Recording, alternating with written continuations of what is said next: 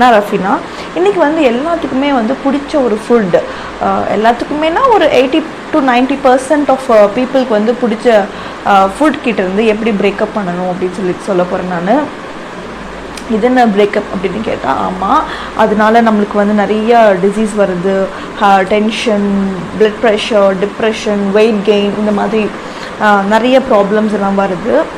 இதுக்கிட்டேருந்து எப்படியாவது எஸ்கேப் ஆகணும் அப்படின்னு நிறைய பேர் நினச்சிட்டு இருக்காங்க. அதுவும் வந்து 50s 60s இருக்கவங்க எல்லாருமே வந்து இதை பார்த்தாலே ஓடிடுவாங்க. ஸோ அந்த ஃபுட் என்ன அப்படின்னு பார்த்தா ஸ்வீட். ஆமாம், இது என்ன ஸ்வீட் தான் எனக்கு ரொம்ப பிடிக்கும். ஒரு ஃபங்க்ஷன்னா ஸ்வீட்டு, ஒருத்தருக்கு வீட்டுக்கு போனால் ஸ்வீட்டு, யாரையாவது பார்க்க போனால் ஸ்வீட்டு, நம்ம வீட்டுக்கு யாராவது வந்தால் ஸ்வீட்.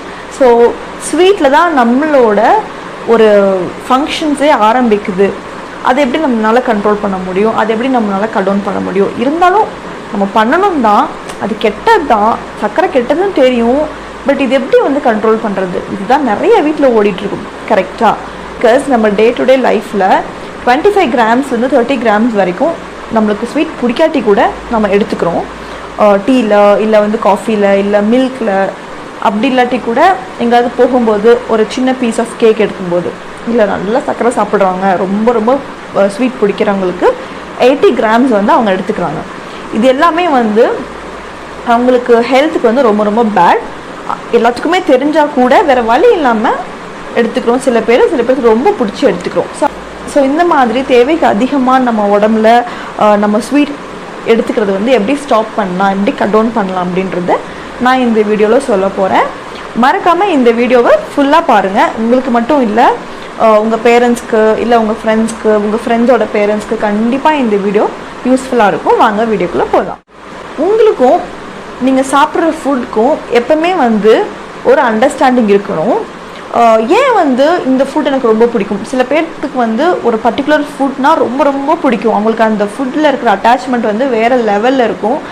அது ஏன் அப்படின்னு நம்ம கண்டிப்பாக தெரிஞ்சுக்கணும். இப்போ வந்து எனக்கு பிரியாணி பிடிக்கும் அப்படின்னா, எனக்கு அந்த ஃப்ளேவர் பிடிக்குமா, இல்லை எனக்கு அதை சாப்பிட்டா வந்து எனக்கு ரொம்ப சந்தோஷமாக இருக்கா, இல்லை வந்து என்னோடய மென்டல் ப்ரெஷரை வந்து அது கம்மி பண்ணுதா அப்படின்னு நம்ம தெரிஞ்சு தான் சாப்பிட்ணும். முக்கியமாக வந்து இந்த ஸ்வீட் சாப்பிடும்போது சில பேர் இந்த ஸ்வீட் வந்து வெறும் டேஸ்ட்காக மட்டும் எடுத்துக்க மாட்டாங்க. அது சாப்பிட்டாலே அவங்களுக்கு வந்து ரொம்ப ஹாப்பியாக இருக்கும். இன்னொரு பீஸ் எக்ஸ்ட்ராவாக எடுத்து சாப்பிட தோணும். ஸோ உங்களுக்கும் நீங்கள் சாப்பிட்ற ஸ்வீட்க்கும் என்ன ஒரு அட்டாச்மெண்ட் இருக்குது, ஏன் அந்த ஸ்வீட்டை நீங்கள் விரும்பி சாப்பிட்றீங்க அப்படின்னு கண்டிப்பாக நீங்கள் தெரிஞ்சுக்கணும். இது வந்து ஒரு ஹேபிட்டாக இருக்கா எனக்கு, இல்லை வந்து நான் அடிக்டடாக இருக்கேனா அப்படின்னு உங்களுக்கு தெரிய வரும். ஹேபிட் தான் கொஞ்சம் நாள் ஆகும்போது அடிக்ஷனாக மாறிடுது. ஸோ எனக்கு அது ஹேபிட்டாக இருக்கிற வரைக்கும் ஃபைன், பட் அது அடிக்ஷனாக மாறும்போது தான் ப்ராப்ளம் வருது. ஸோ அது ரெண்டுத்துக்கான டிஃப்ரென்சியேஷன் நீங்கள் தெரிஞ்சதுக்கப்புறம் நீங்கள் வந்து ஃபர்தர் எப்படி கட் டவுன் பண்ணுறது, இதை வந்து நான் பண்ணி தான் ஆகணும், அந்த மாதிரி ஒரு ஸ்டேஜில் இருக்கேன் அப்படின்றத நீங்கள் வந்து முடிவெடுக்கணும். எந்த ஒரு விஷயமே கொஞ்சம் ஓவர் டூ ஆயிடுச்சு அப்படின்னா நம்ம வந்து டக்குன்னு ஸ்டாப் பண்ணிடுவோம். இப்போ நம்ம வெயிட் லாஸ் பண்ண போகிறேன் அப்படின்னா நான் டக்குன்னு வந்து டயட்க்கு வந்துடுவேன், நிறைய சாப்பிட்டுட்டு இருந்தது வந்து கட் டவுன் பண்ணிடுவேன். பட் இது உங்கள் பாடி அண்ட் மைண்டு அட்ஜஸ்ட் ஆகிறதுக்கு ரொம்ப நாள் எடுக்கும். நம்ம மைண்டு சொல்லும், நாளையிலேருந்து நீ டயட் இரு, நாளையிலேருந்து நீ வந்து ஒழுங்காக சாப்பிடு, கரெக்டாக சாப்பிடு, சுகர் வந்து நீ சாப்பிடவே சாப்பிடாது அப்படின்னு. பட் நம்ம அதை பாடி அக்செப்ட் பண்ணுறதுக்கு it will take lot of time. So அந்த ஒரு அடாப்டபிலிட்டிக்கு வந்து நம்ம டைம் கொடுக்கணும். அதனால நம்ம எது ஆரம்பித்தாலுமே கொஞ்சம் மெதுவாக, ஸ்லோவாக, கிராஜுவலாக நம்ம ஆரம்பித்தா நம்மளோட பாயிண்ட்டை வந்து நம்ம சீக்கிரமாக ரீச் ஆகிடலாம். இல்லை டக்குன்னு நடக்கணும் அப்படின்னா நம்ம அந்த பாயிண்ட்டை ரீச் பண்ணவே முடியாது. அதே மாதிரி தான் உங்களுக்கு வந்து ஸ்வீட் வந்து ரொம்ப பிடிக்கும், ஸ்வீட் வந்து உங்களுக்கு கட் பண்ணணும் அப்படின்னா நீங்கள் இன்கேஸ் வந்து 2 ஸ்பூன் வந்து நீங்கள் வந்து சுகர் ஆட் பண்ணுவீங்க டீயில் அப்படின்னா, நாளையிலிருந்து நீங்கள் வந்து 1 டீஸ்பூன் வந்து ஆட் பண்ணி சாப்பிட்டு பாருங்கள். இல்லை வந்து எனக்கு 2 குலோப் ஜாமுன் சாப்பிடுவேன், 3 சாப்பிடுவேன், எனக்கு எவ்வளோ வச்சாலும் சாப்பிடுவேன் அப்படின்னா 1 குலோப் ஜாமுன் இல்லை பீஸோட நீங்கள் எந்த ஸ்வீட்டுமே நிறுத்திடுங்க. அப்புறம் நெக்ஸ்ட் டே வந்து அதையும் நீங்கள் கம்மி பண்ணிகிட்டே வரலாம். அது கம்மி பண்ணிகிட்டே வரும்போது கண்டிப்பாக உங்களுக்கு வந்து அந்த சுகர் கிரேவிங்ஸ் இருக்கும். அதுக்கு பதிலாக நீங்கள் நிறைய ஃப்ரூட்ஸ் எடுத்துக்கலாம், நட்ஸ் எடுத்துக்கலாம். ஸோ இது என்ன பண்ணும் அப்படின்னா உங்கள் சுகர் கிரேவிங்ஸை வந்து ஃபுல்லாக கட் டவுன் பண்ணிவிடும். பாதி சுகர் நீங்கள் அந்த ப்ராசஸில் இருக்கீங்க, நான் வந்து கம்மி சாப்பிடணும் அப்படின்னு சொல்லிட்டு. ஸோ அதை நீங்கள் பண்ணிகிட்டே இருக்கும்போது சைட் பை சைட் நீங்கள் ஃப்ரூட்ஸ் நட்ஸ் எல்லாம் ஆட் பண்ணிகிட்டே வரும்போது அந்த ப்ரொப்போர்ஷன் வந்து கரெக்டாக இருக்கும். நம்ம இப்போ லாக்டவுனில் இருக்கோம், அப்படி இல்லாட்டியுமே கூட மந்த்லிக்கு தேவையான சாமான் எல்லாமே நம்ம வாங்கிட்டு வந்து வச்சுருவோம். அதுவும் அதிகமாக வந்து நம்ம ஸ்நாக் வாங்கிட்டு வந்து வைப்போம், பிஸ்கெட்ஸ், ரஸ்க் அது இது இருக்கும். சில பேர் வந்து கொஞ்சம் ஹெல்த்தியாக நினச்சிட்டு ப்ரெட்டு, உங்களுக்கு என்னெல்லாம் ஹெல்த்தியாக இருக்குமோ அது எல்லாமே நீங்கள் வந்து வாங்கிட்டு வந்து வச்சுப்பீங்க. பட் அதில் கூட நிறையா சுகர் கண்டென்ட் இருக்குது. இது எப்படி நம்ம கண்டுபிடிக்கலாம் அப்படின்னா, இப்போ நீங்கள் ஏதாவது ஒரு பிஸ்கெட் பாக்கெட்டோ இல்லை நீங்கள் ஏதோ ஒரு ப்ரெட் எடுக்கிறீங்கன்னா அதில் வந்து அந்த லேபிளில், அந்த லிஸ்டோட இருக்க லேபிளில் வந்து ஃபஸ்ட்டு 3 பேரில் சுகர் இருந்தால் அது full and full sugar content. So அதை நீங்கள் எடுக்காதீங்க. நடுவில் லைக் ஒரு 10 பொருள் இருந்துச்சு அப்படின்னா ஒரு 8வது பொருளோ இல்லை 7வது பொருளையோ இந்த சுகர் இருந்துச்சு அப்படின்னா நீங்கள் தாராளமாக எடுத்துக்கலாம். அதாவது வந்து 4 கிராம் சுகர் வந்து ஈக்குவல் டு 1 டீஸ்பூன். அது நீங்கள் வந்து கால்குலேட் பண்ணிக்கலாம். 8 கிராம் இருந்துச்சு அப்படின்னா 2 டீஸ்பூன் அப்படின்னு சொல்லிட்டு அதை கால்குலேட் பண்ணி நீங்கள் வந்து எடுத்துக்கலாம்.